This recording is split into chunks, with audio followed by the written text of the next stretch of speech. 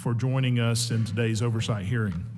Today, we're focused on identifying the numerous security failures that preceded and continue to persist following the breach of the United States Capitol on January 6, 2021. Although it has been more than 2 years, there are still many unanswered questions. Former Speaker Pelosi and House Democrats spent millions of dollars on their select committee to investigate January 6, yet the committee failed to investigate the real security failures. Today, we are joined by Chief Sund, who was Chief of the United States Capitol Police on that day. The Democrat Select Committee never invited Chief Sund to testify during one of their primetime hearings, despite him being the Chief of Police on January 6. Perhaps that is because his testimony didn't fit with their preconceived narrative. For months leading up to January 6, House Democrats championed the anti-police, defund the police narrative. House Democrats continued pushing this dangerous narrative through the appropriations process, where they threatened to cut Capitol Police's budget. This politicization of the Capitol Police directly contributed to many of the structural and procedural failures we witnessed that day. Let me be clear. I stand with law enforcement, specifically our Capitol Police officers, and appreciate their dedication, bravery, and service. I hope my Democrat colleagues do the same.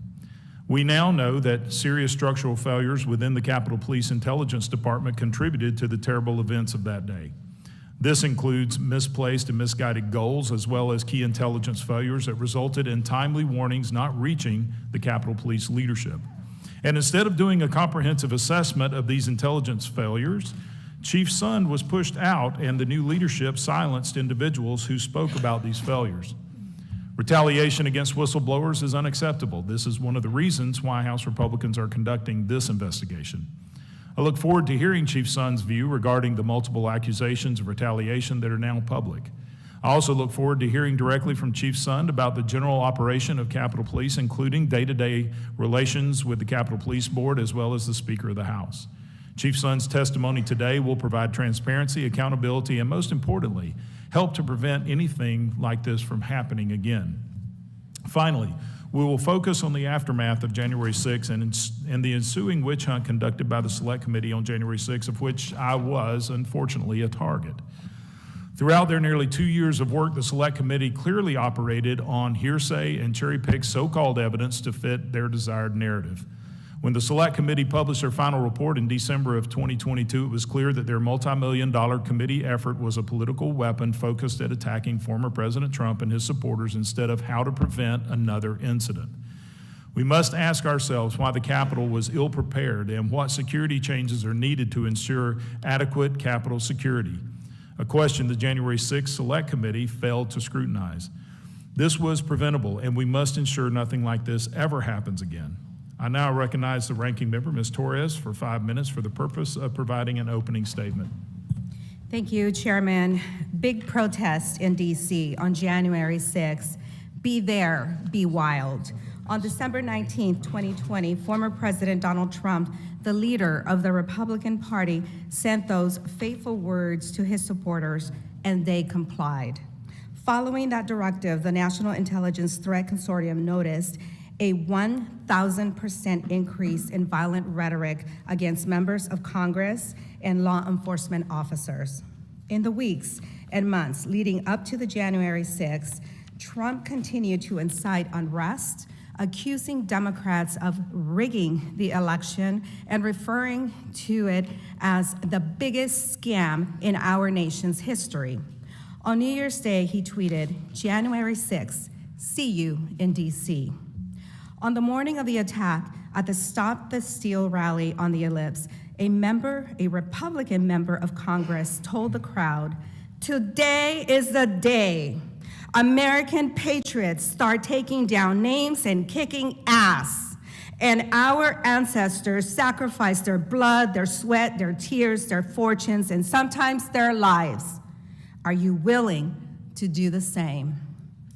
Rudy Giuliani continued the violence to incite the armed crowd by asking for a trial by combat. While Donald Trump told his supporters, "We're going to walk down, and I'll be there with you. We're going to walk down to the Capitol." The former president orchestrated a corrupt scheme to overturn the results of a free and fair election, and when that didn't work, he incited his supporters to violence. Updated via social media and directed by the former president, the crowd marched to the Capitol armed with guns, handcuffs, and pepper spray. If they didn't bring a weapon, they found one, viciously beating our officers with poles bearing the American flag, destroying property, and erecting gallows to hang Vice President Pence. The former president bears full responsibility for bringing violence to the Capitol. I spoke with some of the heroic Capitol Police officers who were injured and beaten that day by the violent mob and still face the enduring pain of that traumatic day. If not for the heroic actions of law enforcement officers, some of whom literally gave their lives to protect us, the former president and his supporters would have succeeded. Immediately, Speaker Pelosi engaged with retired United States Army General Russell Honore to conduct a complete security assessment of the Capitol to identify vulnerabilities. In addition to the work of the Honore Task Force, former Chair Zoe Lofgren of this committee instructed the U.S. Capitol Police Inspector General to halt all ongoing investigations and devote all resources to investigating the attack.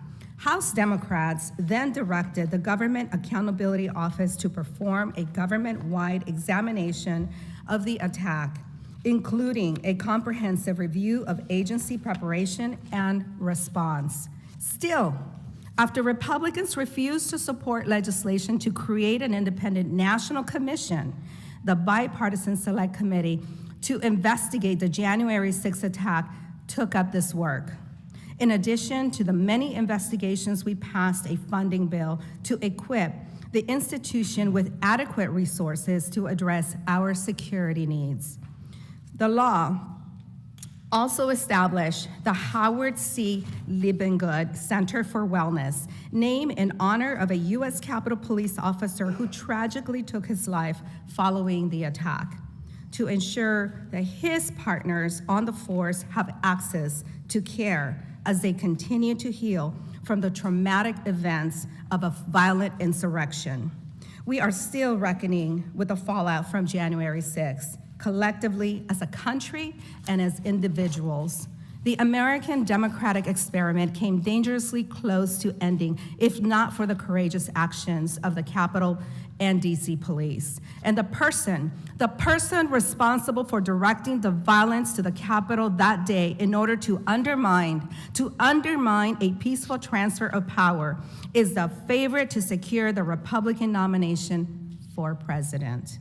Mr. Chairman, I ask for unanimous consent to enter into the record the following: an excerpt from the congressional record dated January 13, 2021, containing then Minority Leader Kevin McCarthy's remarks during the debate on former President Trump's impeachment for incitement of insurrection, executive summaries of the 8 flash reports examining the preparation for and response to the January 6th attack, prepared by the Capitol Police Inspector General, the Capitol Police Inspector General's testimony from each hearing in a series of hearings convened by this committee examining his flash reports, testimony from a hearing convened by this committee in 2021 entitled Reforming the Capitol Police and Improving Accountability for the Capitol Police Board, a summary of Lieutenant Honore's Task Force 1-6 Capitol Security Review, and Washington Post article dated September 6, 2023, entitled Trump's 2020 Crusade Has Led to 700 Years in Prison Sentences, and I yield back. Without objection, the gentlelady's time has expired. I now recognize full committee ranking member, Mr. Morelli, for 5 minutes for the purpose of providing an opening statement. Thank you very much, Mr. Chairman, for calling this hearing. And I also want to thank my colleague and the ranking member of the subcommittee, Ms. Torres, for her work. I want to thank Chief Sund, not only for being here today to offer testimony, sir, but also for your service to the Capitol Police and to our country. So I appreciate that. I think whenever we're talking about January 6th, I think it's important we have a fuller picture of what the House majority did in the aftermath of the attack, particularly for those who seem to have developed a case of collective amnesia. And I do want to set the record straight. In the days and weeks following the violent mob's attack and ransacking of the United States Capitol, House Democrats immediately got to work. And the work started with the speakers immediately ordering a nonpartisan, forward-looking, and comprehensive security review of the Capitol and its support agencies, and that was spearheaded by General Russell Honore. This committee, I was not a member of the committee at the time, but the committee then directed the United States Capitol Police Inspector General to temporarily set aside the office's ongoing work and prioritize a comprehensive nonpartisan review of the USPC's preparation for and response to the attack. And concurrently, the architect of the Capitol, Inspector General, conducted similar assessments of the Capitol complex's physical security. So upon issuance of each IG report, this committee, held a series of public hearings, 6 in total, to review the findings and to question the respective inspectors general. A series of reports culminated in more than 100 recommendations to improve the operations of the Capitol Police, harden the security of the Capitol complex, and protect the people within, which is, of course, our large responsibility here. But the work didn't stop there. While the Committee on House Administration conducted its important work, it was evident a broader inquiry was necessary to fully investigate and understand the attack, not just to hold those involved accountable, but to provide the American public with answers to basic questions. So towards that end, legislation was introduced to establish an outside independent commission to investigate and report on the facts and the causes of the attack. The bill was developed with input from both parties, and that bipartisan framework was reflected in the final text considered by the House. And I just recall, because he was a friend and a colleague of mine, John Katko, member of the House Republican caucus, who was asked to help negotiate the deal, did so. And then inexplicably, at the time, Minority Leader McCarthy declared his opposition to the bill which was characterized by his own handpicked negotiator, John Katko, as a solid, fair agreement. Regardless, we pressed on and got the bill through the House on a bipartisan basis, only for it to ultimately fail due to a Republican filibuster. With the prospects of an independent commission growing bleaker, despite good faith efforts by the Speaker to work collaboratively with the Minority Leader, the House then voted to impanel a bipartisan select committee to investigate the attack, and it was constituted by appointments from both the Speaker and the Minority Leader. Again, at the last minute, the Minority Leader withdrew his appointments to the Select Committee. Although impossible to exhaustively list the entirety of its work in the brief 5 minutes I'm afforded here, the Select Committee interviewed hundreds of subjects, including riot participants and government officials, combed through thousands of hours of video footage and hundreds of thousands of pages of documents, held 10 public televised hearings, and issued a final report which devoted 2 appendices to examining the preparation and response of government agencies and the DC National Guard. But we didn't just end the investigation there, nor did we just investigate the attack itself. We passed laws that provided increased security funding for the Capitol complex, made sure officers struggling from the physical and emotional trauma of that day had access to the care they need and deserve. We brought transparency to the Capitol Police Board and made it easier to mobilize outside assistance in the event of an emergency. The Capitol Police were there for us, so we wanted to be there for them. January 6th is among the darkest stains on this country's historic fabric. An armed and violent mob attempted to forcefully disrupt the peaceful transfer of power and subvert the will of the American people at the behest of an increasingly desperate former president. But we also witnessed incredible bravery on that day by the Capitol Police, acts of genuine heroism that kept us safe and kept our beloved democratic experiment alive, and I'm forever grateful to the Capitol Police for that. And with that, Mr. Chairman, I yield back. The gentleman yields. No, decorum is present. Without objection, the chair may declare recess at any time. Without objection, all other members' opening statements will be made part of the hearing record if they are submitted to the committee by 5 p.m. today. Pursuant to paragraph B of Committee Rule 6, the witness will please stand and raise your right hand. Do you solemnly swear or affirm that the testimony you're about to give is the truth, the whole truth, and nothing but the truth, so help you God? Yes, sir. Let the record show that the witness has answered in the affirmative, and you may be seated, Chief. I'd like to now introduce our witness, Chief Stephen Sund. Chief Stephen Sund served for over 25 years with the Metropolitan Police Department, where he rose through the ranks to become the commander of the Elite Special Operations Division, overseeing some of the most critical units within the department. In 2017, he was selected as the Assistant Chief of Police, and on June 13th, 2019, Sund was named the 10th Chief of the United States Capitol Police, where he served for 18 months. In January 2023, Chief Sund published a book about the institutional failings entitled Courage Under Fire, Under Siege and Outnumbered 58-1 on January 6. Chief Sund, we appreciate you being here today and look forward to your testimony. As a reminder, we have read your written statement and it will appear in the full committee record. Under Committee Rule 9, you are to limit your oral presentation to a brief summary of your written statement unless I extend this time period in consultation with Ranking Member Torres. Please remember to turn on your microphone using the button in front of you so that members can hear you. When you begin to speak, the light on the timer in front of you will turn green. After 4 minutes, the light will turn yellow. And when the red light comes on, I ask that you please wrap up, as that indicates your 5 minutes has expired. I now recognize Chief Sund for 5 minutes. Good afternoon, Chairman Loudermilk, Ranking Member Torres, and members of the subcommittee. It is hard to believe that it has been almost 3 years since January 6th, and we are still having congressional hearings to identify what contributed to that tragic day. To date, there have been 4 congressional reports, along with several Inspector General and Government Accountability Office reports, and they continue to support what many of us have suspected from the very beginning. January 6th was an intelligence failure. We rely on accurate intelligence to help us develop effective security and operational plans. Accurate intelligence is an essential factor in the decision-making process of the Capitol Police Board, and the oversight committees. We now know that significant intelligence existed that individuals were plotting to storm the Capitol building, target lawmakers, and discussing shooting my officers. And yet no intel agencies or units sounded the alarm. We were blindsided. Intelligence failed operations. The January 6th attack at the Capitol was preventable.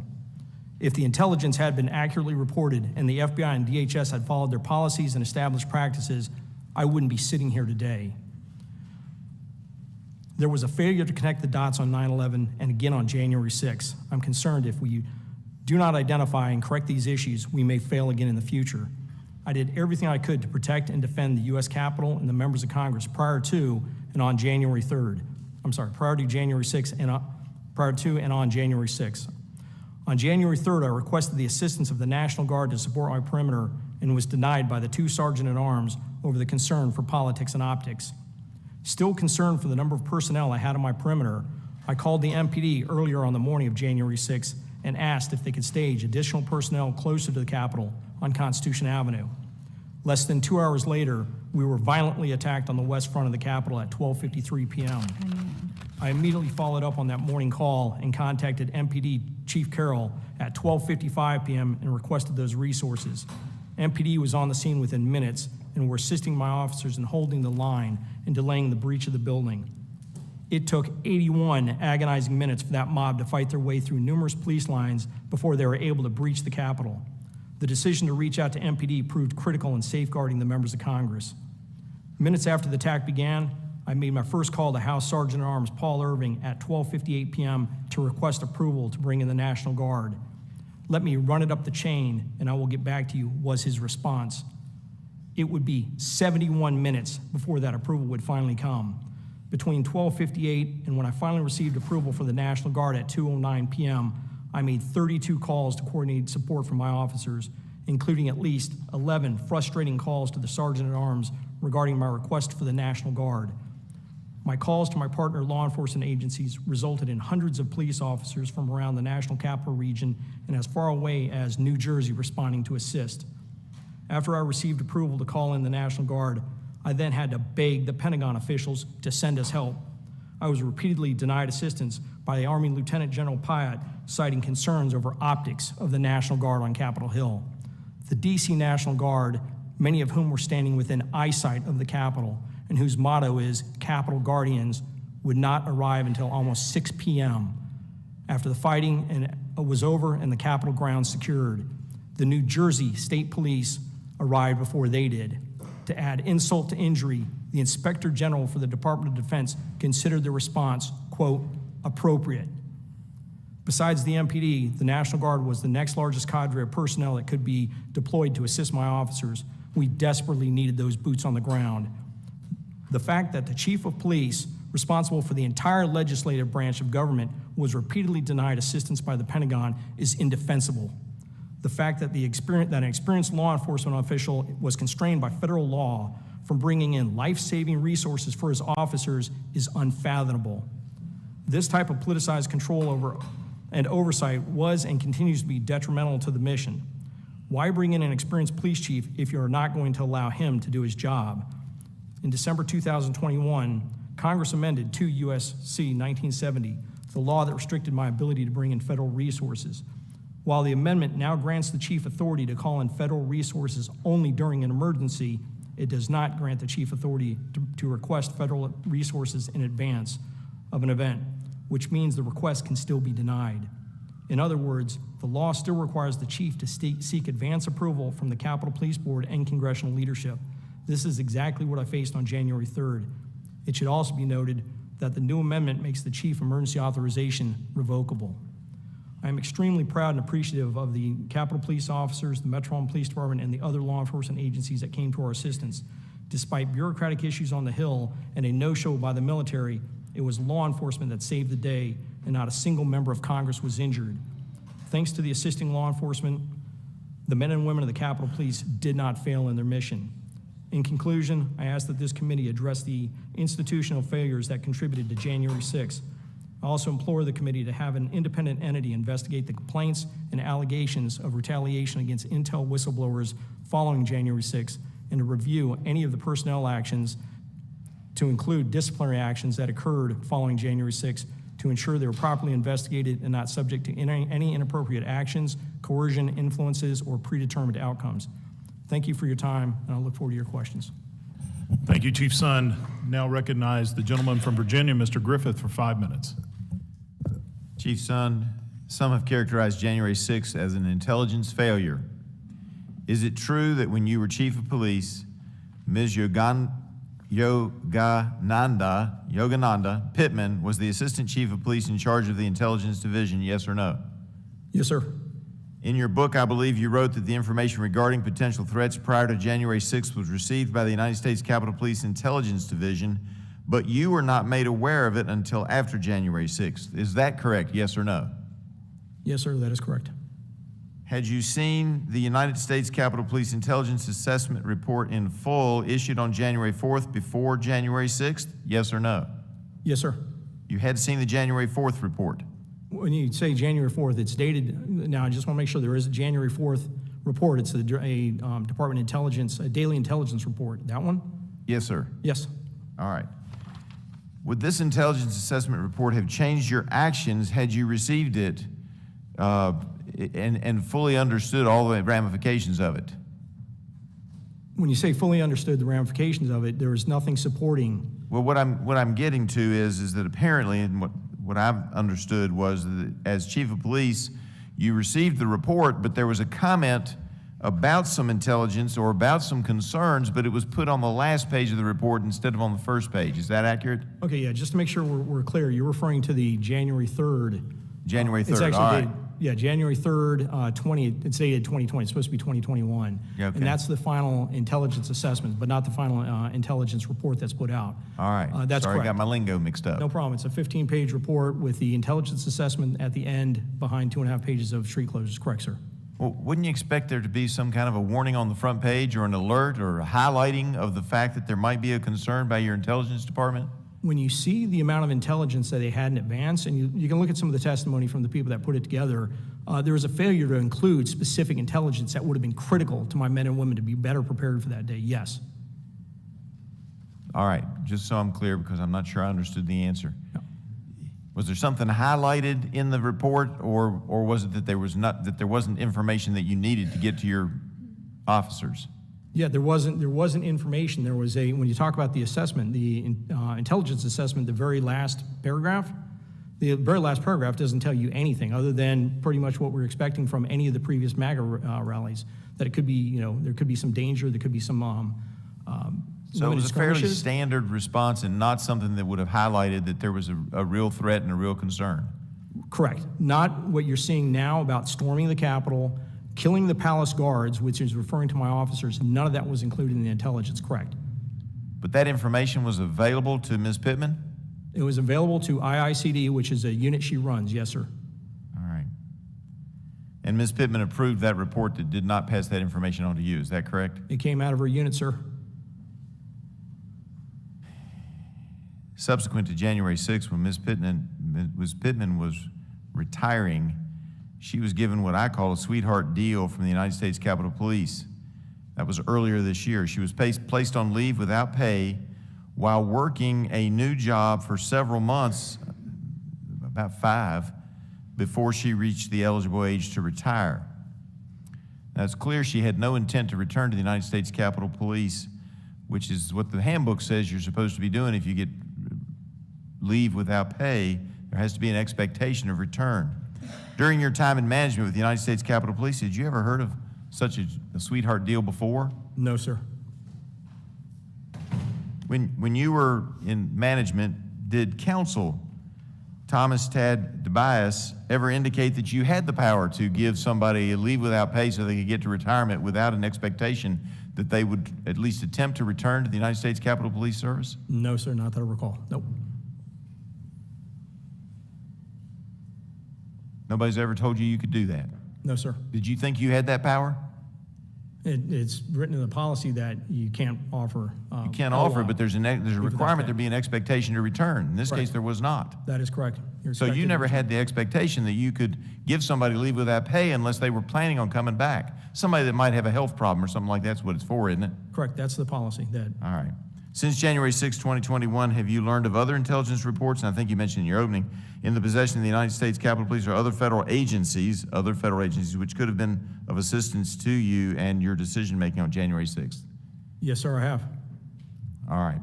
I see that my time is up, and so I will now yield back, Mr. Chairman. The gentleman yields. I now recognize the gentlewoman from California, Ms. Torres, for 5 minutes. I join the chairman in welcoming the witness before this committee. Thank you, ma'am. Since the insurrection, more than 1,100 individuals have been arrested and charged with crimes associated with the January 6th insurrection.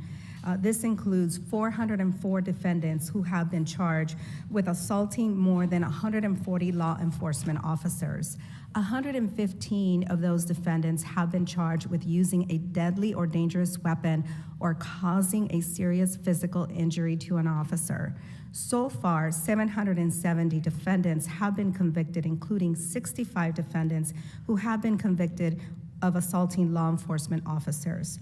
I've had the opportunity to meet with some of the Capitol Police officers who were severely injured and still struggle with the events of that horrible day.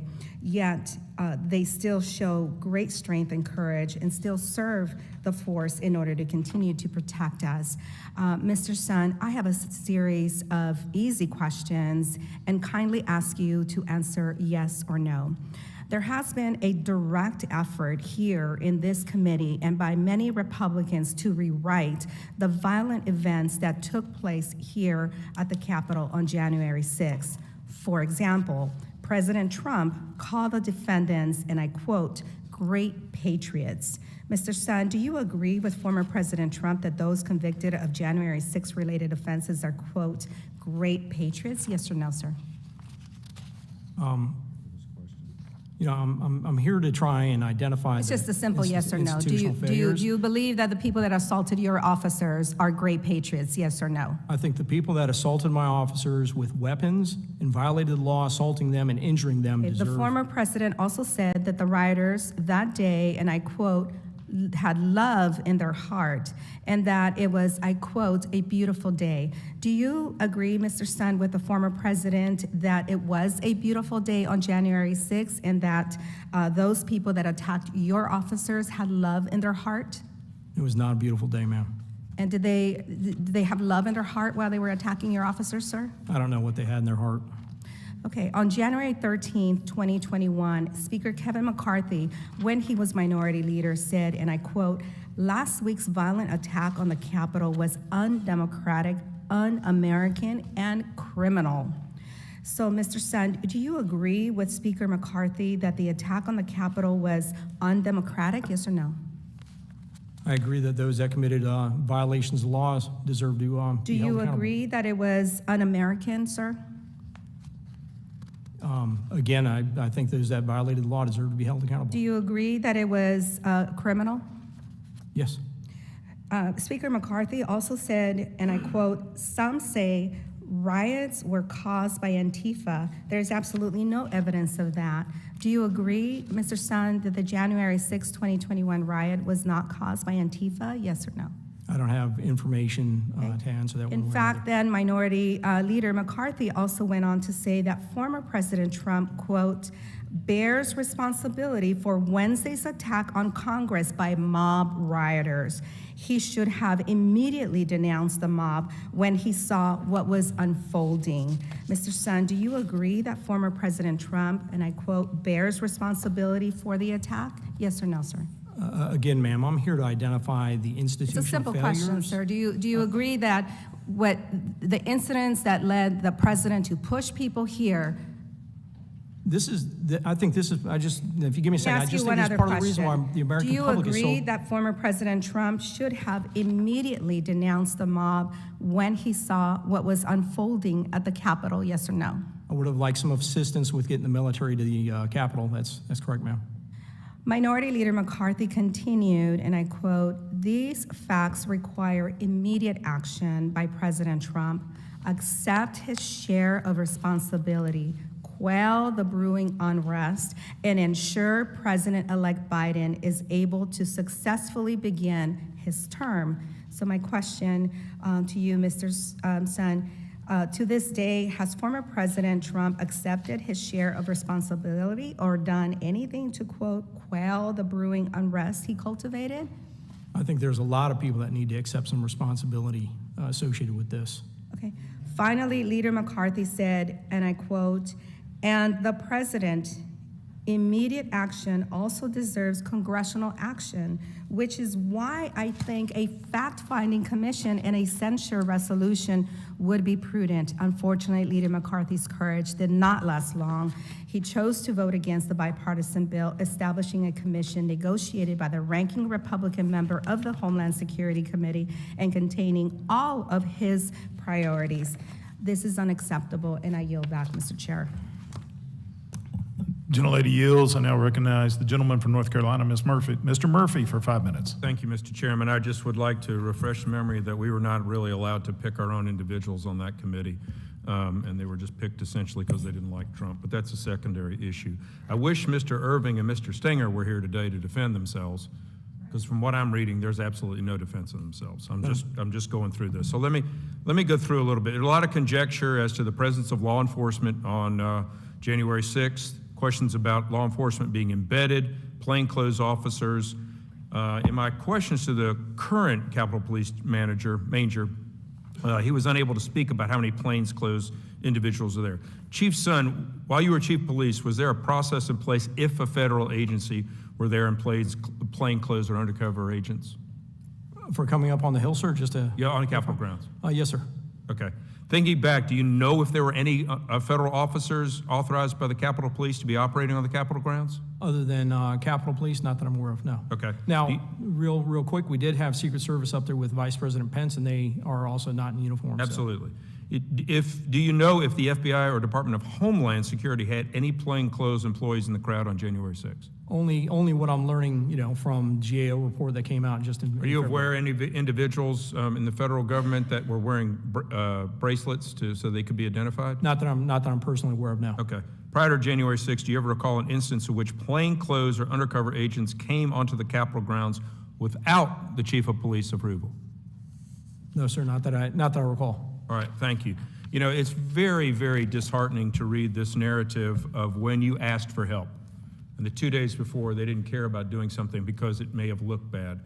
When therefore, none of us in this room are saying what happened on January 6th was correct. But I absolutely believe the conditions for that to occur rest at the former speaker's lap and the two sergeant-at-arms and complicit with other individuals. You know, it's one thing for something to occur, but it's another thing to create the conditions for that to occur. Let me ask you this. I'm reading here, Mr. Irving only provided security information to Republicans after receiving distinct instructions from Democratic leadership. On January 4th, he sent a text to Fleet asking him to, quote, act surprised when Irving emailed him and his Republican counterpart information about the joint session. Is there anything wrong with that? Just want to make sure I understand. So Irving basically asked Fleet to act surprised about the information when he was sending it to the Republican. In other words, he knew the information before, but he was withholding it from the minority party. That's one of the big problems you have with the Capitol Police Board and the Sergeant Arms. They're too politicized. Well, did you resign because you wanted to? No, I didn't. I love the Capitol Police. I love the men and women. I personally believe you were a scapegoat. You were a scapegoat of conditions that were set forth where you could not succeed. What happened on January 6th was unforgivable, but the conditions were set forth by the former speaker and two sergeant-at-arms for the conditions for that to occur. Absolutely. I don't care if the National Guard were out there. I don't care about optics. I care about safety. Absolutely. And it's a dereliction of duty of the former speaker, her staff, and the two sergeant-at-arms. Let me ask one more line of questioning. Pipe bombs. The day before January 6th, live pipe bombs were planted outside the Republican and Democrat Party headquarters. The U.S. Capitol Police has not received any insight into the FBI investigation, which is astonishing because members of Congress on both sides may very well have been targeted by these bombs. During a hearing this summer, the U.S. Capitol Police Board, I called on the board to request a briefing from the FBI to the status of this investigation. The board committed to do so. Mr. Chairman, I submit this letter to the record verifying the request. Chief Sund, before you resign, can you recall anything about the pipe bomb incident? Other than the time they were called out, us sending resources over to them and hearing both the RNC and the DNC. First one went out the RNC, and I was worried that that could be a distracting for us. And then the second one came out, and that raised a lot of concerns. To your initial comments originally, here we are several years out. Do you think it's acceptable that the FBI still cannot identify the individual placing the pipe bombs? I find it very, very surprising, knowing the security level that we have down here, the amount of resources that can be available for an investigation. I'm surprised that we haven't. I find it absolutely surprising. Same thing with a bag of cocaine in the White House that probably had fingerprints and every camera known to God in that building. And so, again, I'll say what happened on January 6th was absolutely wrong, but the conditions set forth by the Speaker, her administration, and the two sergeant-at-arms and whoever was complicit with that absolutely allowed you to fail, and then members of Congress to be at risk of being injured. Thank you, Mr. Chairman. I'll yield back. The gentleman yields. I now recognize the gentleman from New York, Mr. Morelli, for 5 minutes. Thank you, Mr. Chairman, and again, thank you, Chief, for being here. I do want to, I'm disturbed by both the sense that you don't blame the rioters or the president, but you blame the Capitol Police and the Capitol Police Board, and not you, sir, my colleagues. It's like blaming a homeowner when he or she is robbed instead of blaming the intruder. And so I do want to note one thing, too, because it sounds awfully partisan and awfully political. Just not that I'm blaming anyone, but I just note Mr. Irving is a sergeant-at-arms appointed by John Boehner and reappointed by Speaker Ryan. Mr. Stenger, who's passed away and couldn't testify if we wanted to him, sadly, but was appointed by Senator McConnell. And the third member of the board, which you're not a member of when you were Capitol Police Chief, by the way. The board is 3 other people. I acknowledge that. Third one is the architect of the Capitol, which was at the time Mr. Blanton, appointed by President Trump. So to inject partisanship here, I think is very troubling, but if we're going to do that, we should at least note the obvious, that each of the members of the three-person board were appointed by Republicans, not by Democrats. But I do want to go back to a couple of things that I think are really important. One is I do want to talk a little bit about the delay, which I consider unconscionable between your call with the Pentagon leadership and the ultimate deployment of the National Guard, which, as I understood, took over 3 hours to be able to do. That was a request of the Secretary of Defense. I want to know, Chief, do you know now, or did you know at the time, about a memo on January 4th from the Secretary of Defense to the Secretary of the Army, and a January 5th letter from the Secretary of the Army to the Commanding General of the D.C. National Guard? Are you familiar with those memos? I've become familiar with them after January 6th, yes, sir.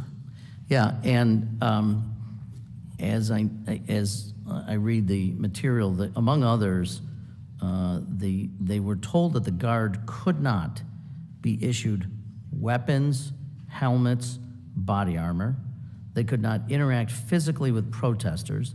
They could not employ any riot control agents, and they could not make arrests and could not use a quick reaction force. Is that your understanding now of the correspondence that went on between the Secretary of the Army and the Secretary of Defense? Yes, that is correct. The Secretary of Defense wrote the first memo January 4th, and the Secretary of the Army put the additional restrictions on what's called the QRF, the Quick Reactionary Force, to William Walker after the fact.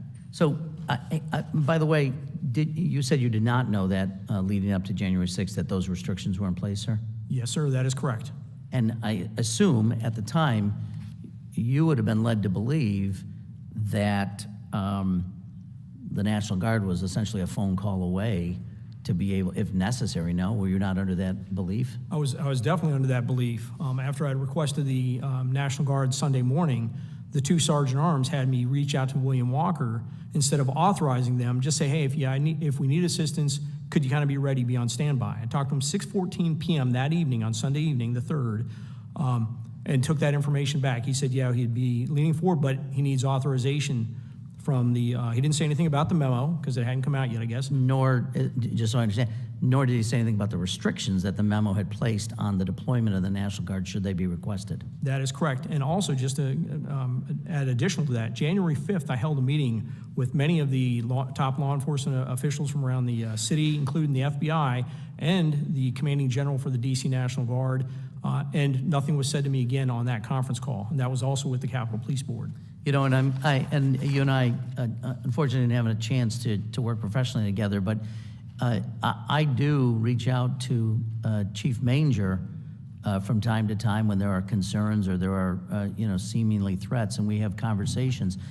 I assume you did that to predecessors on both sides of the aisle, that there would be conversations leading up to events like January 6th, when you knew people would be at least on alert. Is that true? So a lot of the times, those conversations would go directly to the two Sergeant Arms. Yeah. Because I know the Sergeant Arms that oftentimes would have recommendations to me or advice to me to limit my direct communications with members, because once I open that door, they can't protect me. So they would. So if this subject came up, you would not. So what I'm getting at, I guess, is neither the Sergeant of Arms nor the architect of the Capitol nor you were aware that the National Guard had restrictions placed on it. So even while you're waiting for the call for hours, you still didn't know that those restrictions were in place.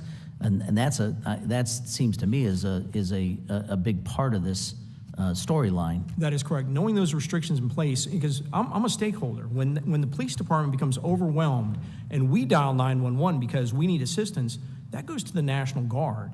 Yeah. It sure as hell would have been great to know that they put out this memo restricting the National Guard from assisting my men and women in advance of January 6th, knowing now that they were so damn concerned about the violence that they were expecting to come on January 6th, and no one ever told me about it. Yeah, and That's that way, I terrible. mean, and I hate to state the obvious, but that's the Pentagon's Department of Defense, the Department of the Army. No one at that time told you that the National Guard, even if they were called up, would have severe restrictions. I just want to make sure I did that. And before I yield back, if I might, unless you'd like to call me at another time, just to enter items into the record without objection. If I can do that now, Mr. Chairman, or would you? Well, wait? I would entertain that now, but I think you've got a good line of questioning here. If it's okay with the minority, and we have so few people here, I'd be open to doing another round of questions. Okay, if that's fine. Yes, so we'll do that then. Okay, I'll yield back. Thank you, sir. Thank you, Mr. Morelli. I now recognize the gentleman from New York, Mr. D'Esposito, for 5 minutes. Thank you, Mr. Chairman. Chief, thank you for being here this afternoon. And thank you for your 30 years of commitment to law enforcement. I know that you are well prepared in incident management, special events, active shooters, investigations. I myself spent a career in the NYPD and know that anytime politics gets involved in law enforcement, it could be or lead to something very dangerous. It's one of the reasons as to why when I first got here, I still question if the Capitol Police Board is the correct oversight and management of the Capitol Police. In your book, you noted how security issues were usually, quote, approached from a political perspective and not based purely on security. What did you mean by that? So oftentimes, if we were having a major event that was coming up here, whether it was a demonstration, whether it was a healthcare, immigration, or even one of the Supreme Court nominations, we'd put together a security plan. Then the Sergeant Arms, after they reviewed the security plan, would have me go out and brief it to some of the committees. One would often be the Committee on House Administration. When I'd go out and brief what we're going to do, if we're going to put in fence off the east front of the Capitol, I'd often get pushback about, why do you got to block off the east front of the Capitol? Why do you got to have your people in hard gear? Things that a commander or a chief of police should be able to make those decisions. So you weren't able to make decisions as a law enforcement professional. Your decisions were based on political interference. Oftentimes there would be interference from staffers and members themselves asking, a question about why do you got to have them in. So individuals that had zero experience in law enforcement were influencing you on the decisions that you had to make for the best interest of this Capitol. That is correct, sir. You also noted in your book that as part of your role as chief of police, you had to, quote, cater to a multitude of bosses. In the lead up and on January 6th, who would you have been referring to in this statement? That would have been mainly the two Sergeant Arms, trying to work things between the two of them. Moving forward, how do we ensure that security decisions are made solely based on law enforcement expertise and not on politics? My number one recommendation is you need to depoliticize the Capitol Police Board. You've got two laws out there, and people always bring up, why does leadership get called into things? It's Congress that has leadership listed on laws. You have 2 U.S. Code 1970, 2 U.S. Code 1974, that both list either a review or approval process needed before the Capitol Police can implement those parts of the code. One is special police officers. When we brought in outside resources, we had to swear in as special police officers, and there's a requirement that that be approved by leadership. It specifically says the speaker Speaker Pro Tem, stuff like that. So I would take that out. Let the Capitol Police Board give the police department, let them be the final authority of what constitutes law enforcement actions you're going to take. There's no reason that members of Congress should be involved or listed on laws as approving it. All that does is politicize things. So take them out of it, get a police board that's willing to make, the appropriate decisions, and allow the chief to make decisions to protect the men and women that are our legislators. I know it's rare on Capitol Hill, but it seems to make perfect sense. Going to January 6th, the actual day, is it true that the National Guard was stationed nearby and could have responded quickly had they been authorized to help by the Capitol Police Board? That is correct. They were within eyesight of the Capitol. And one thing I'd say real quick as it came up in the last series of questions, I'd have you enter in Joint Publication 3-28 from the Department of Defense, specifically the emergency authority of the National Guard to respond. They can immediately respond. They don't need to wait for anybody else, and there should be no authorization for higher headquarters, instructions. That should be looked at closely. So you just said that the National Guard was in earshot from... Many were within eyesight. With eyesight of the Capitol. With their riot gear, even though they were told not to have it. So is it also true that the New Jersey State Police made it to the Capitol before the National Guard did? That is correct, sir. Any reason? The National Guard, who's only 2 miles from our headquarters, sat and waited for the evening crew to come in. While the Pentagon was still sending resources to protect generals' homes, they sent me nobody to help my men and women. Okay, and I only have 30 seconds left. When were you finally given the green light to bring the National Guard to the Capitol? At 2:08 p.m., at 2:08 p.m., So that was over an hour after you originally asked. that is correct. I'm sorry, 2:09 p.m. 2:09 p.m., Irving finally gave me approval, because I still remember where I was sitting, because I screamed to the watch commander, mark the time, because I finally got approval to bring in the National Guard. Well, again, thank you for your service. Mr. Chairman, I yield back. The gentleman yields. Now recognize myself for 5 minutes for the purpose of asking questions. Chief Son, since January 6, 2021, have you testified or been asked to testify publicly before a committee of the House of Representatives? No, sir. Did the January 6 Select Committee ask you to publicly testify before their committee? No, sir. But you did testify in the Senate, correct? Yes, sir. The Senate combined hearing, I think it was February 23rd. Can you briefly tell us about that? It was a combined hearing. I think it was a really good approach of how to come in and address it. Initially, they did not want anybody that was no longer in their position to testify, which would have excluded myself, Senate Sergeant Arms Stenger, and House Sergeant Arms Irving. And I went and specifically asked the Senate Rules Committee, please let me come and testify. I will testify in person to show up. They changed the rules and allowed me to show up. So you had to basically force yourself in to even be able to testify before the Senate Yeah, committee. I had to call in somebody I knew there and tell them, I promise you, I will show up in person. I was the only one to be there in person, not on video. Thank you for your vigilance there. Chief Son, you previously testified on January 3rd, 2020, or on January 3, 2021, 3 days before January 6. You met separately with House Sergeant at Arms Paul Irving and Senate Sergeant at Arms Michael Stenger. And you asked them to approve a request for National Guard assistance on the 6th. Now, this is on January the 3rd. I believe this was in your book that you met with both Stenger and Irvin and requested National Guard assistance to be ready on the 6th. Can you explain what happened in those two meetings with Irving and Stenger? Absolutely. So on the morning of the 3rd at 9:24 a.m., I specifically went to see him because I know what a big deal it is to have National Guard come and assist us on the Hill. I went into his office again, 9:24 in the morning, went up and immediately went up and said, hey, I'd like to bring in the National Guard to support me to assist me on the perimeter, because when we have a joint session of Congress, it takes a lot of our personnel inside. But immediately, as soon as I asked him, his first response was, I don't know, I don't like the optics of that. And his second response was, besides, the intelligence doesn't support it. He immediately, then we began talking, he said, have you reached out to Mike Stenger on this? I said, no, I have not talked to him about it yet. He said, why don't you talk to Stenger and see what he has to say? So then I left, went over to Mike Stinger's office at 9:35 in the morning, walked into his office, he wasn't there. I came back, he showed up at 11:13, I showed back up at 11:53 and went in to immediately ask him, I'd like to request the National Guard. He said, let's come up with another idea. Why don't you do you know somebody at the National Guard? I said, yes, sir, I know General William Walker.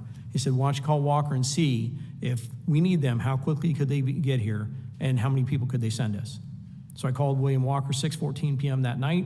He told me they have 125 people assisting with COVID response. He could reallocate those fairly quickly once he got Secretary of Defense approval and send them over. Okay. When you met with Stenger, had Irvin given him heads up that you were coming to ask for National Guard? Yeah, later on, after January 6th, specifically on April 8th, I went and had lunch with Mike Stenger. And I asked him, because it was kind of unusual. He came up with that idea so quickly when I went walking in. And I asked him, I said, Mr. Stenger, you came up with that response fairly quickly for me to call General Walker. And he had told me Paul Irving had called him ahead of time and said, son came here asking for the National Guard. We got to come up with another plan. Pelosi will never go for it. I was floored by him saying that. Okay, so but you don't know, I know this word optics has come up several times in the past, or in different contexts. Do you know if Irvin had discussed that with Stenger, of what a possible response would be? I have no idea, sir. All right. Around 2 p.m. on January 6th, you joined a call with Metropolitan Police Department Chief Conte and National Guard representatives. According to Chief Conte's transcribed testimony given to the Select Committee, you asked the National Guard to send assistance on that call, and he didn't hear the military people respond to your plea. Is that what you remember? No, he heard clearly the military respond to my plea and say they recommended against my request for the National Guard. Robert Conte immediately butted in and said, let me get this right. You're denying the chief of the Capitol Police? And again, he just, I can go farther into that if you want. Okay, thank you. Are you familiar with the term data miner? I have become familiar with it, yes. Yeah, and according to a book by Carol Lenning, General Milley was using this tool and reached out to Senator Angus King, warning him about violent rhetoric for January 6th. Some of the intelligence included references to smuggling guns and other weapons into D.C. One message said, let's burn Senator McConnell's house down while he's in it. Another one, seemingly addressed to members who supported certifying the election, said, we're coming to kill you. Just wait a few days. Did General Milley ever reach out to you and share these concerns with you of any of this intelligence? No, sir. Do you know if he reached out to either of the sergeant-at-arms? I have no idea, sir. Would this intelligence have helped the Capitol Police prepare for January 6th? Absolutely. Okay. With that, I do have several other questions, but since we have a second round, at this time I'll recognize the chairman of the full committee, Mr. Stahl, for 5 minutes. Thank you very much, Chairman Loudermilk, for hosting today's hearing. Thank you, Chief Sund, for being here today. Members of the committee and Congress are thankful for your prior service to the U.S. Capitol Police and your commitment to protecting members, staff, and visitors. My priority as chairman of the Committee on House Administration is to depoliticize Capitol Police. I'm committed to ensuring the U.S. Capitol Police has the tools, resources, and leadership it needs to keep our community safe. I also remain committed to supporting our law enforcement officers and the work they do each day. Today, we're here to discuss the security failures that occurred on January 6, 2021, and how we can prevent these failures from occurring again. I want to dive into the questions, Chief Sund. In your transcribed interview, you mentioned that you met with the House Sergeant-at-Arms regarding the National Guard prior to January 6th. Is that correct? Yes, sir. And who was the House Sergeant-at-Arms leading up to and on January 6th? That would be Paul Irving. And the House Sergeant-at-Arms is appointed by who? As appointed at that time by Speaker Pelosi. And in your transcribed interview, you mentioned that when you first brought up the National Guard to the House Sergeant-at-Arms in the days leading up to January 6th, that Mr. Irving said he, quote, didn't like the optics, end quote. Is that correct? That is correct. He referenced being concerned for optics. And on January 6th, when you went to Mr. Irving to get his approval to call in the Guard, Mr. Irving said he would, quote, run it up the chain. Is that correct? Yes, sir. That was a telephone call. I didn't see him in person when I first made that request. The House Sergeant-at-Arms is considered probably the most senior security official on the House side. When Mr. Irving says he has to, quote, run it up the chain, end quote, what did that mean? I took that to mean his leadership chain. And who would be his leadership chain? It would be He's functionally the most senior security official on the House side, correct? That's his title. That's part of the title, the senior law enforcement official for the House of Representatives. But he would have been referring to the leadership team that goes up to Speaker Pelosi. So the political leadership team, meaning elected officials, not another security official. Is that your That understanding? is correct, sir. He's the top security official for the House. So running up the chain would most likely, in your opinion, is through the Speaker's office and possibly to Speaker Pelosi? That would be where it ends, yes. Okay, so let's park that there, and then let's jump to a second set here. In a press conference on January 7th, Speaker Pelosi called for your resignation on national television. Speaker Pelosi also stated that she had not talked to you since the initial breach of the Capitol. But according to your transcribed interview, you were on the phone with Speaker Pelosi a few times. Can you explain that discrepancy? Yeah, that is correct. I spoke to Speaker Pelosi 3 times that evening, and she went on national TV and said I'd never spoken to her, but I spoke to her 3 times. The three times were the first time when I went over to brief Vice President Pence at the secure location. I'd called House Sergeant-at-Arms Irving, told him I was going over to brief the Vice President. I was also going over to do a personal assessment of the Capitol. At that point, things were getting under control. Went over there, briefed him on when we can get them back into chambers with Mr. Irving being fully aware. He said he wanted to get Speaker Pelosi on the phone. He made a phone call from his cell phone at approximately 5:34, where I first briefed Speaker Pelosi. The second call was when I left that location. As I was walking away, I met up with Mr. Stenger, and we started walking over to the Senate to go brief the Senate when Jennifer Hemingway, I believe it was Jennifer Hemingway, handed me the cell phone, and it was Emily Barrett's cell phone calling her, and it was Speaker Pelosi on the other line. This is my second call with Speaker Pelosi, questioning the information I'd given to Vice President Pence about when we can get back into chambers. I assured her that information was correct. I could get them back into chambers by 7 p.m., and the call ended. That was call number 2. Call number 3 was 6:25 p.m. I was over at the Senate from the secure location, from where the Senate had been sequestered, and on a cell phone using Robert Karam's cell phone, they dialed leadership, who was over off-site at a secure location, and I briefed all of leadership of the plans to get them back into chambers. That would have been call number 3 with Speaker Pelosi. So you didn't have one call, you didn't have 2 calls, you had 3 calls. So Speaker Pelosi's comments that she didn't speak to you are inaccurate. That is correct, sir.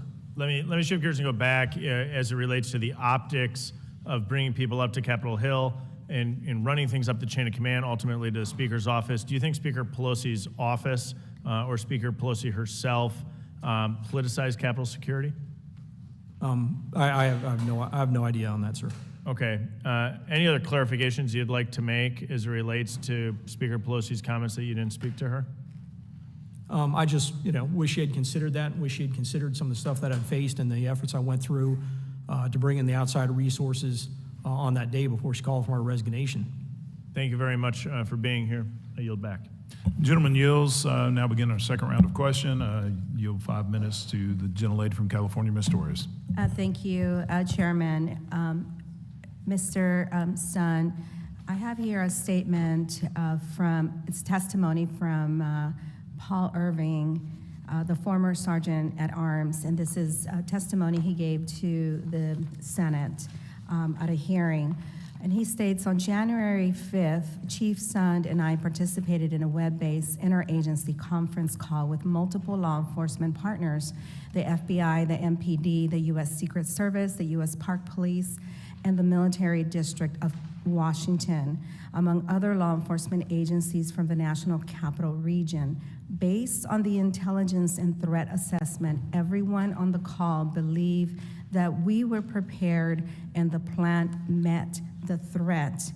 So you were prepared for what you thought would be a typical demonstration, a First Amendment demonstration on Capitol Hill, such as the Women's March, when we all wore our pink hats and came out and marched against some of the efforts of the president. What you did not anticipate, none of you anticipated, that a Republican member of Congress would tell the crowd on stage, today is the day. American patriots start taking down names and kicking ass, and our ancestors sacrificed their blood, their sweat, their tears, their fortunes, and sometimes their lives. Are you willing to do the same? You didn't anticipate that, did you? We anticipated some minor skirmishes. We did not anticipate. But you didn't anticipate a Republican member of Congress, to go on stage and incite the crowd like this. You also didn't anticipate the president's lawyer, Rudy Giuliani, to tell this, mob that was armed, trial by combat. You also didn't anticipate the President of the United States telling an armed mob to march to the Capitol and then to start walking to the Capitol. I mean, you could not have anticipated any of that, did you? Well, knowing now that there's intelligence. And I believe when you say that, sir, because I do not believe that anyone in charge of the men and women that serve us here in the U.S. Congress, if they had known any of that intelligence, would have acted very differently than we did that day. But I still want you to know that I am grateful for my life, that I am grateful that the officers used their own bodies to protect us, that they bravely fought against these very angry rioters who came here to do violence, to hang the vice president. This past weekend, the former president has said he would pardon those convicted, the ones convicted of crimes associated with January 6th, including individuals like Enrique Tarrio, the leader of the Proud Boys, who was convicted of seditious conspiracy and sentenced to 22 years in prison. Mr. Sun, how does that make you feel to hear that the former president talks about pardoning defendants who assaulted your officers during that violent attack and assault on our democracy? Again, I feel if they assaulted the officers, they need to pay the consequences. I feel really badly for everything that has happened since the officers, the suicides. No one deserved that.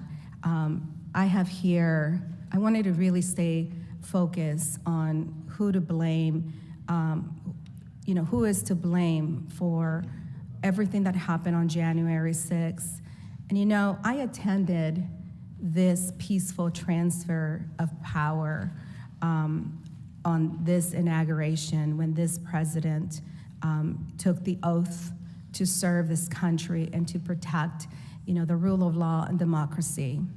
I also attended, by the way, I was not wearing a vest at this ceremony because Democrats did not incite a crowd and say those Russians that interfere in our election, were at fault for us losing. We took the loss and we did the right thing by ensuring that we had a peaceful power of transfer. Unfortunately, when I attended Mr. Biden's inauguration, I had to wear a vest because I no longer felt safe. With that, I yield back. Gentlelady yields. I now yield to the gentleman from Virginia, Mr. Griffith, for 5 minutes. So, Mr. Sun, you also did not anticipate that you wouldn't get significant intelligence about the threat. Isn't that true? That is correct. With the intelligence, You would have anticipated that either your own department or other federal agencies would have alerted you to the risk. Isn't that true? like I've said, this could have been preventable if we had gotten the intelligence they had. And isn't it also true that you would not have anticipated and did not anticipate that you wouldn't get support from up the chain when you requested the National Guard before and on January 6th? Isn't that true? That is correct, sir. And during a February 2021 joint Senate hearing, former House Sergeant of Arms Paul Irving testified that on January 6, 2021, he did not receive a request from you for National Guard assistance until around 2 p.m. Is that accurate? That is not accurate, sir. When did you ask for it? 12:58 p.m. was my first call to Paul Irving. I had a number of people that were surrounding me that were aware I was calling, and he was fully aware of just how bad it was outside because he had his representative to the command center right behind me sending him all the information of what was happening. And I did not get the approval at 12:58 p.m. And he still said he was going to run it up the chain. He's going to run it up the chain. It took 71 minutes to get an approval. To get it run up the chain. Yes, sir. And your assumption, although you testified that you don't know for sure that it went to Nancy Pelosi, your assumption is that because the Sergeant at Arms, while elected by the members of the House, is generally put on the ballot by the Speaker and serves at the direction of the Speaker, so you assumed, as most people would, that it was the Speaker that was the top of the chain. Yeah, that was my assumption. Based on the flow chart that I'm aware of, there is nobody between the Sergeant at Arms and the Speaker. Do you know of somebody in between the two of them? No, sir, I don't. I don't either. All right. Now, you had some phone calls with Mr. Irving. Do you have the records of what times you had those phone calls? Yes, sir, I do. Would you please tell them to the committee? Let's see, if I don't have them, I'd be happy to submit my phone records. My phone records have all been submitted. They were submitted to the Senate hearing, the full accounting of my phone records. Yeah, I don't have hold on just a second. I don't have the exact times. But you made, my recollection is, and I've read your book, but my recollection is you made several calls within a relatively short period of time. If it took 71 minutes to run up the chain, is my information correct that you called 3 times? The first one that you just told us about, and then 2 more Those are during that 71 minutes? no. Those are That was- calls with Speaker Pelosi. Those that I just went over those times, those are calls with Speaker Pelosi. Those were calls with Speaker Pelosi. Between 12:58 and 2:09, when I finally got approval 71 minutes later, I made 11 calls to the Sergeant at Arms asking what's going on. First asking for the request, and then 10 follow-up calls saying what's going on with the request. 11 calls during the Yes, and roughly an hour and 10 minutes. And during that time, I was calling every leader of every agency, Gary Settles with Virginia State Police, Secret Service, anybody I could get to come to my aid. I activated mutual aid around the Maryland, Virginia, and that's what brought in the New Jersey State Police at 1:51 p.m. Still while calling every couple of minutes to find out where the hell my approval was for the National Guard. Now, being from Virginia, did the Virginia state troopers come in to help? Yes, sir, they did. And did they get here before the National Guard too? Yes, sir, they did. Wow. All right. USCP hired Julie Farnham as the Assistant Director of Intelligence and Interagency Coordination Division in November of 2020 when the former director retired. Is that correct? Yes, sir. And she testified previously that you wanted to overhaul the department. Is that correct? I wanted She wanted to overhaul the department. She may Farnham. have. I'm not aware. Okay. All right. So but did you think at the time, on January 6th, did you think your intelligence department was defective? That is correct. I thought the intelligence they were providing us was, Prior to January 6th? prior to January 6th, absolutely. They had been effective on any previous demonstration. I mean, we handled a Supreme Court nomination where we made hundreds of arrests, and that was effective intelligence. Absolutely. That was effective. So they were effective prior to January 6th. You didn't see the cracks in the system until after that. Is that accurate? That is correct, sir. All right. I appreciate your testimony here today, and I'm glad you've been able to correct some of the misstatements that have been made by others, and I yield back. Thank you, sir. The gentleman yields. Chief Son, before I recognize the ranking member of the full committee, would you be willing to submit those phone records to this subcommittee for our records? Absolutely, sir. I'll have them to you by the end of the day. All right, thank you, sir. Now recognize the gentleman from New York, Mr. Morelli, for 5 minutes.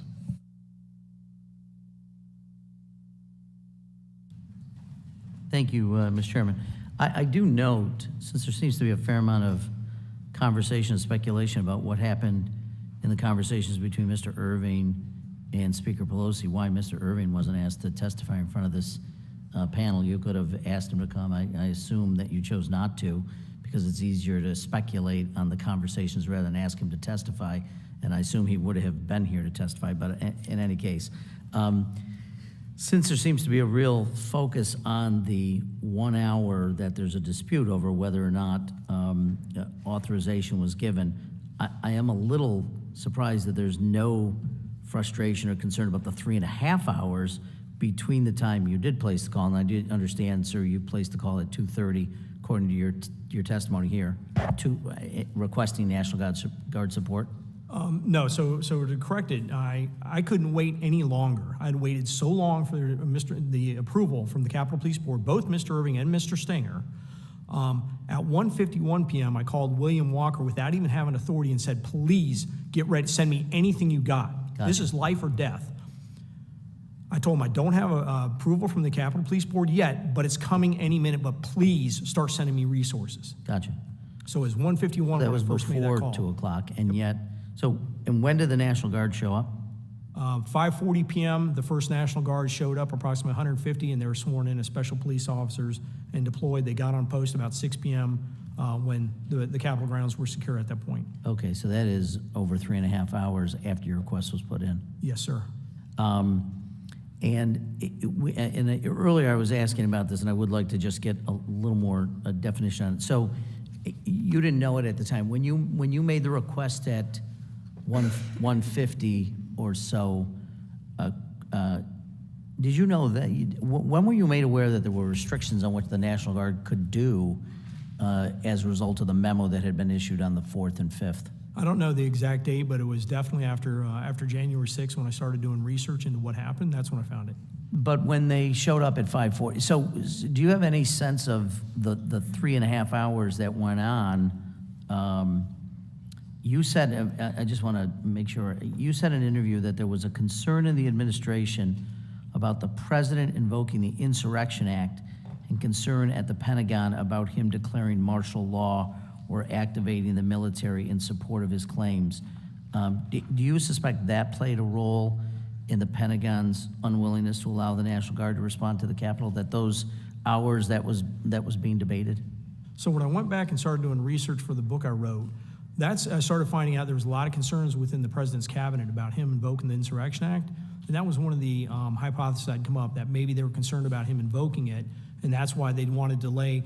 And think about it. I think the Secretary of Defense has come out and stated in testimony he was not putting National Guard anywhere east of 9th Street Northwest, which means toward the Capitol.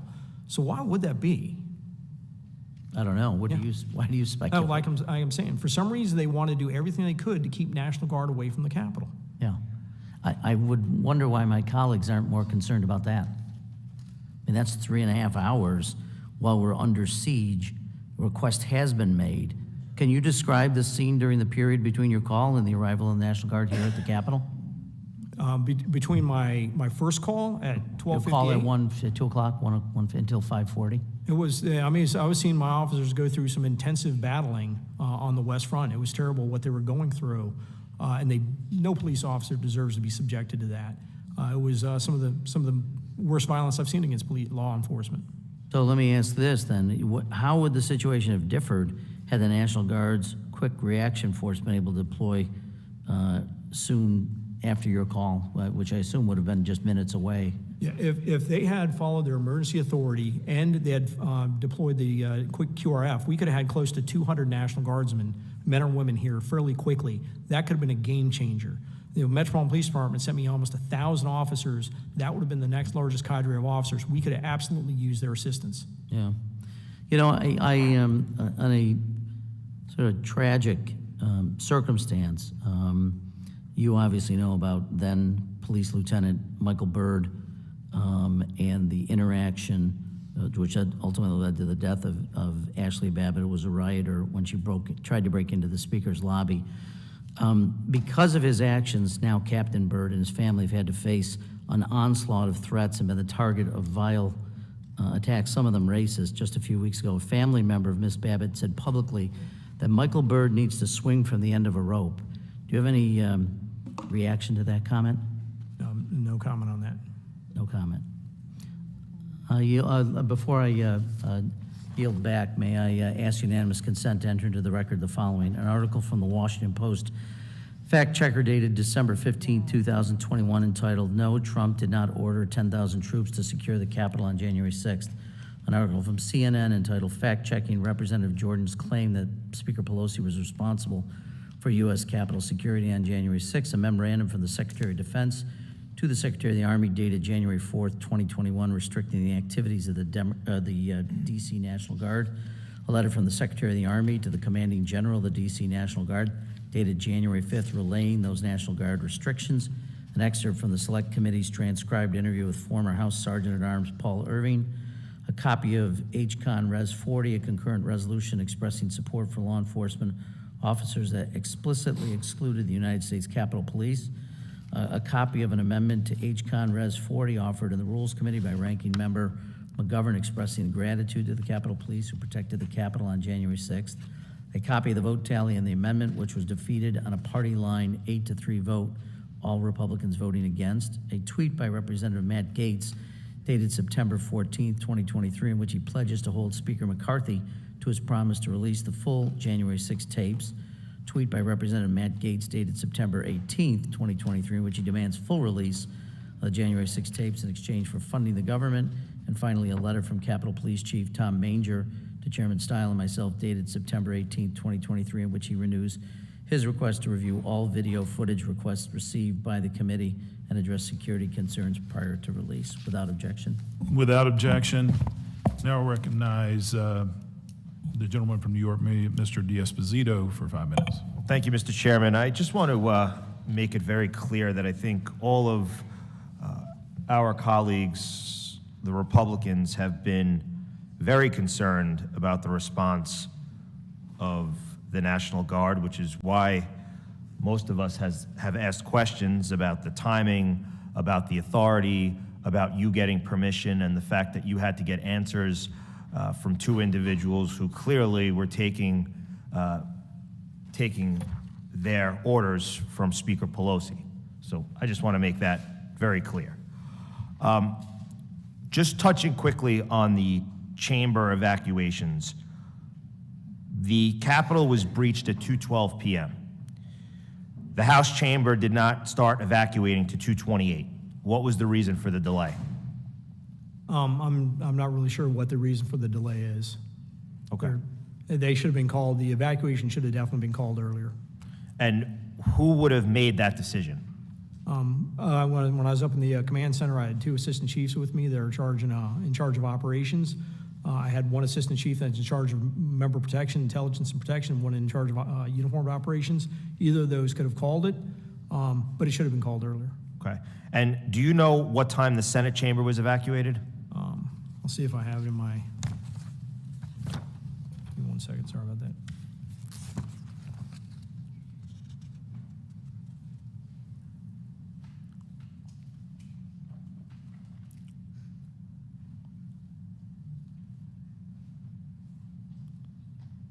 I'm sorry. I don't have that right in front of me Okay. right now, sir, sorry.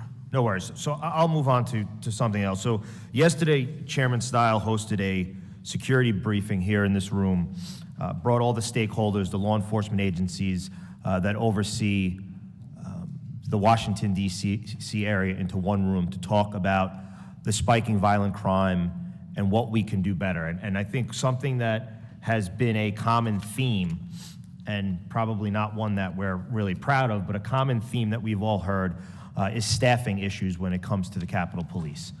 Obviously, I think any law enforcement agency around the country right now would agree that the more people in uniform, the better.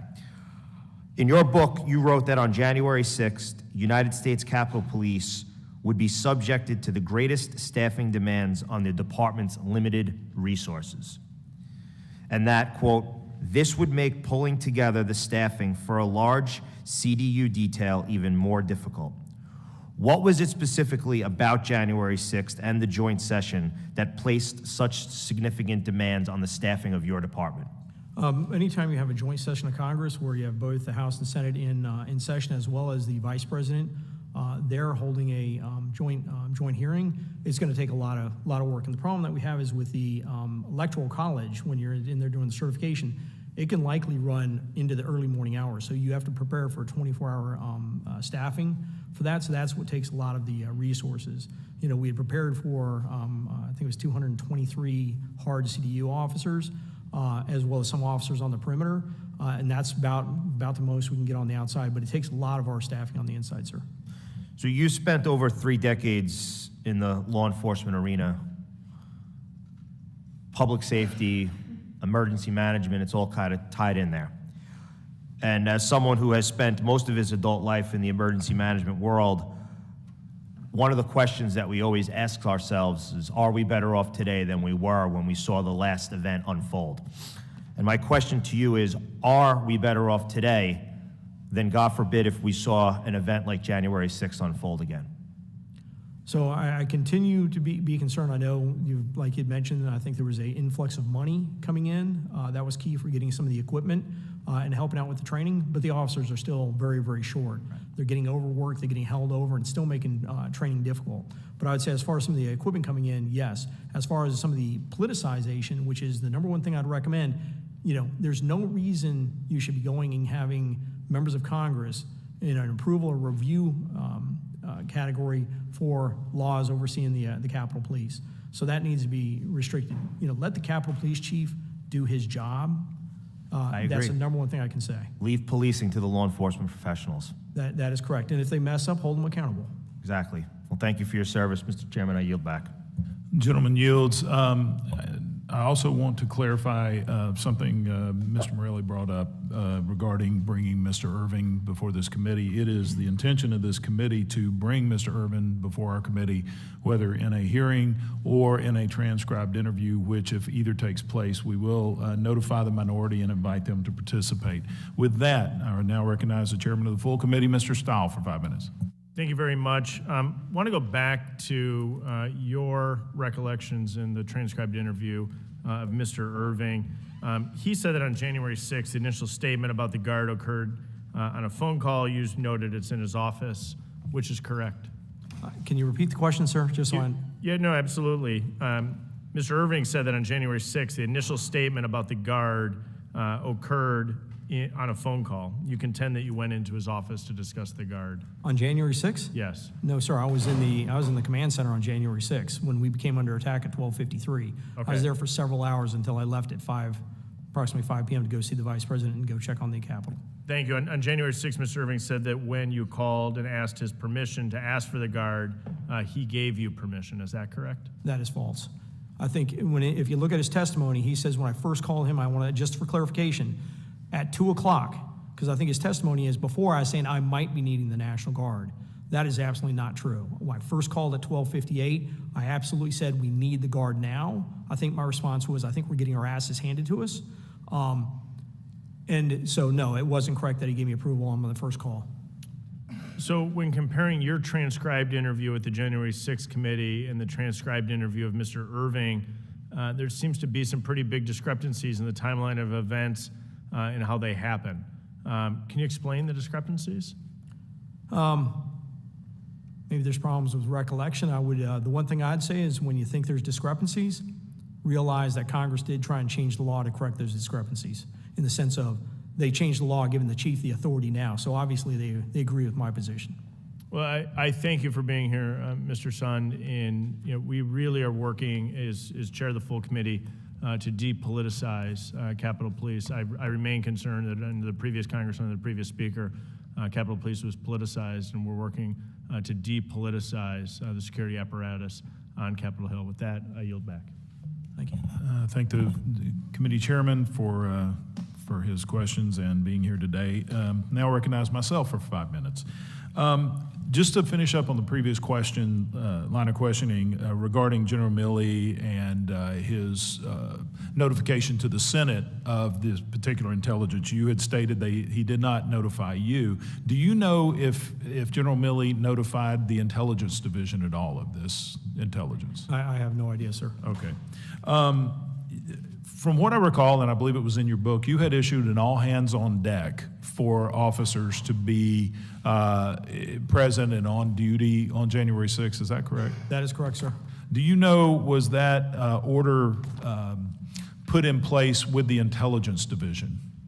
The Intelligence Division actually, it's funny you say that. The Intelligence Division had 2/3 of their personnel working from home that day, so no, it was not put in place, and only had one intelligence analyst assigned to monitor the January 6th events. So even though you issued an all-hands-on-deck, this would have been Yogananda Pittman's call. She had nearly 70% of her workforce at home? At least of that one unit. When you talk about the intelligence, she has a larger work. That's right. She was over a larger. But yeah, so the intelligence, do you know why they chose to not order their people to come to work? No, sir. I've not been able to follow up on that. Very interesting. Are there any pre-existing, or when you were chief, was there any pre-existing agreements between the Metropolitan Police Department and Capitol Police that would allow MPD to come onto Capitol grounds without the approval from the chief or the police board? Well, you got to understand there's a number of thoroughfares through the Capitol grounds that Metropolitan Police will patrol regularly, Constitution Avenue, Independence Avenue. So they have to traverse the Capitol when you call the Capitol grounds regularly.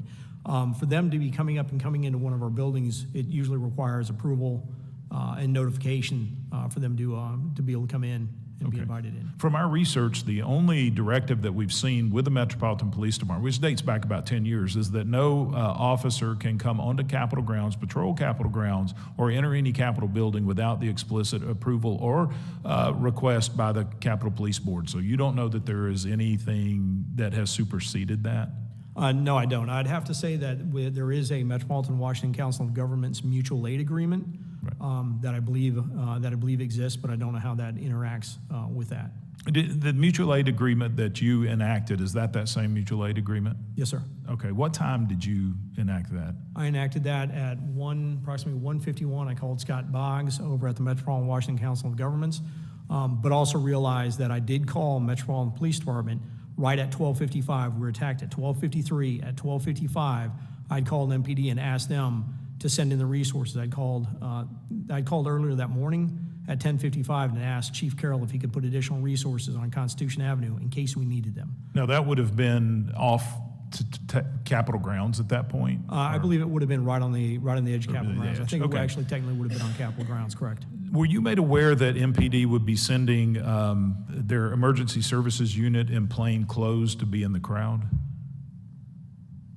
I'm sorry, their electronic services unit, ESU. No, Yeah. no, sir, I was not aware of that. Okay.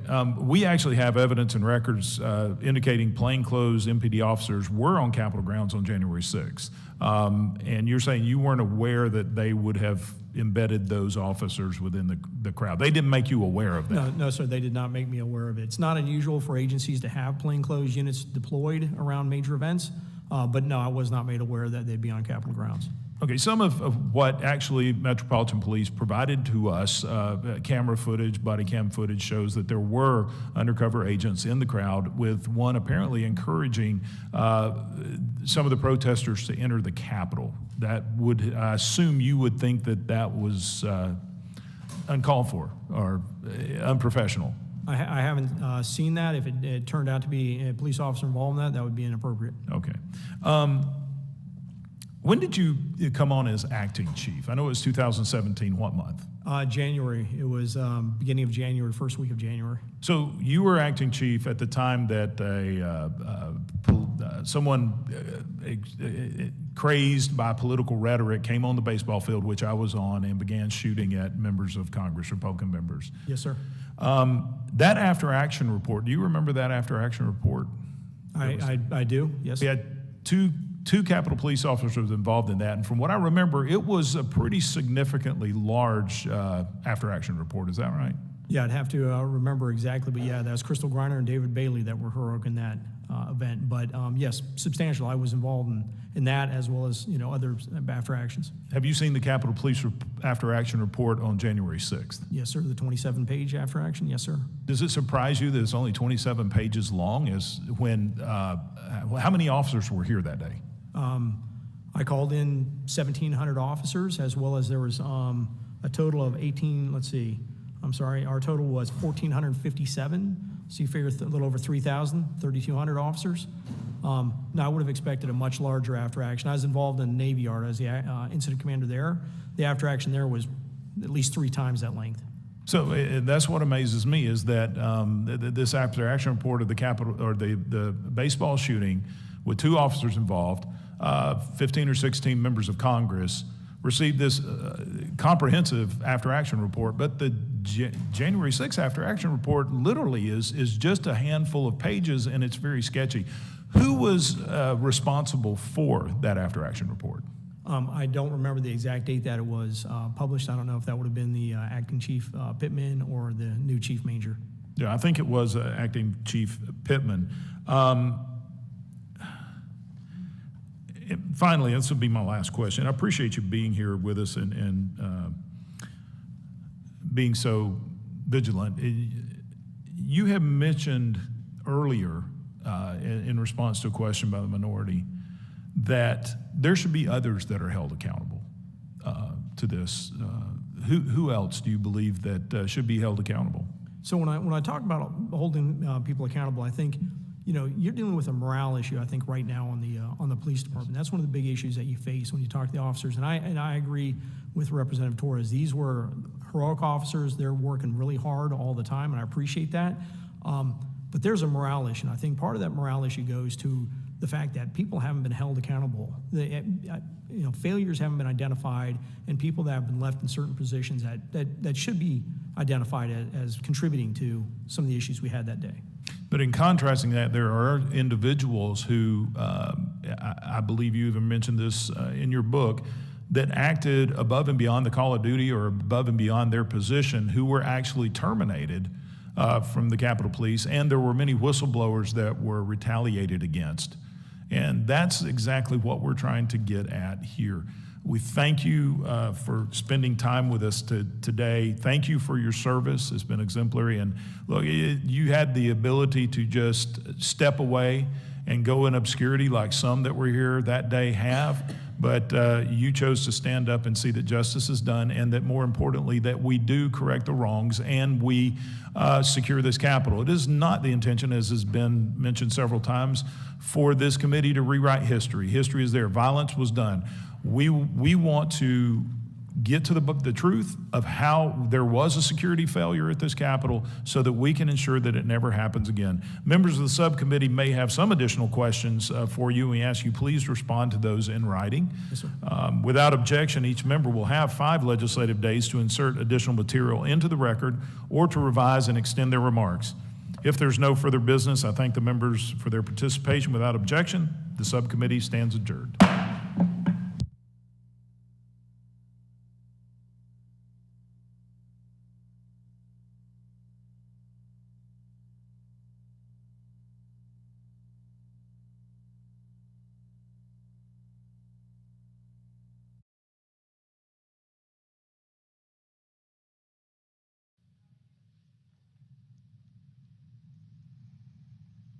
Good evening from Belmont University in Nashville, Tennessee. I'm Kristen Welker of NBC News, and I welcome you to the final 2020 presidential debate between President Donald J. Trump and former Vice President Joe Biden. Tonight's debate is sponsored by the Commission on Presidential Debates. It is conducted under health and safety protocols designed by the Commission's health security advisor. The audience here in the hall has promised to remain silent. No cheers, boos, or other interruptions, except right now, as we welcome to the stage former Vice President Joe Biden and President Donald J. Trump.